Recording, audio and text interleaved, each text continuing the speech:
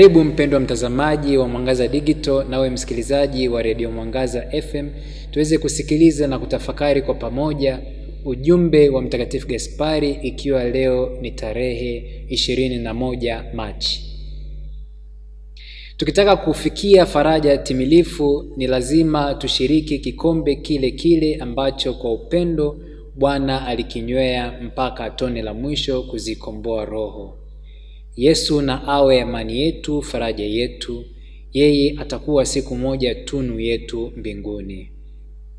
Tukitaka kuifikia faraja timilifu, ni lazima tushiriki kikombe kile kile ambacho kwa upendo Bwana alikinywea mpaka tone la mwisho kuzikomboa roho. Yesu na awe amani yetu, faraja yetu. Yeye atakuwa siku moja tunu yetu mbinguni.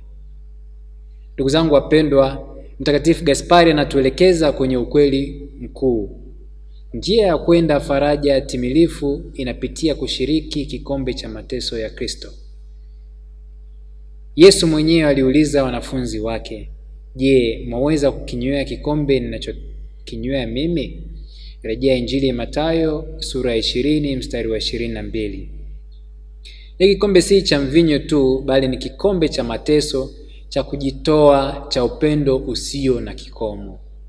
Mtume Paulo anasema, kwa maana kama tumeshirikiana pamoja naye katika mfano wa kifo chake, basi pia tutashirikiana pamoja naye katika mfano wa ufufuko wake. Rejea waraka wa Mtume Paulo kwa Warumi sura ya 6 mstari wa 5. Tunahitaji kufa na Kristo ili tuweze kufufuliwa pamoja naye. Kanisa Katoliki linafundisha kwamba sadaka hii ya Kristo ni ya kipekee. Inatimiza na kuzidi sadaka nyingine zote. Kwanza ni zawadi kutoka kwa Mungu Baba mwenyewe, kwa maana Baba alimtoa mwana wake mikononi mwa wenye dhambi ili kutupatanisha naye. Wakati huo huo ni sadaka ya mwana wa Mungu aliyefanyika mtu, ambaye kwa uhuru na upendo alitoa maisha yake kwa Baba yake kwa njia ya Roho Mtakatifu kama fidia ya kutotii kwetu. Haya sio maneno yangu, bali ni maneno nukuu iliyotolewa katika Katekisimu ya Kanisa Katoliki namba 614. Kwa kushiriki kikombe hiki tunakuwa sehemu ya dhabihu hiyo takatifu. Mtakatifu Gaspari anatuahidi kwamba Yesu na awe amani yetu, faraja yetu. Yeye atakuwa siku moja tunu yetu mbinguni.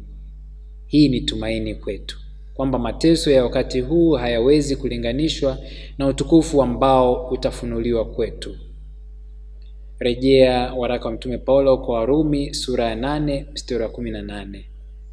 Kila siku tunahitaji kuamua upya.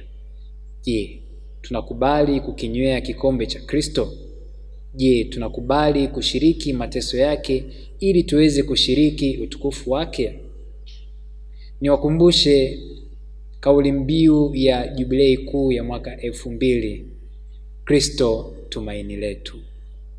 Basi Kristo kweli awe tumaini letu nyakati zote za maisha yetu.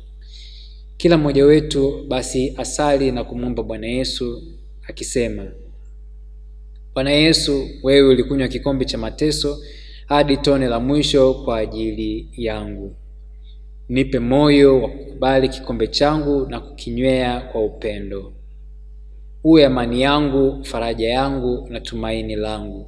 Nitayarishe kwa furaha ya milele pamoja nawe mbinguni. Amina.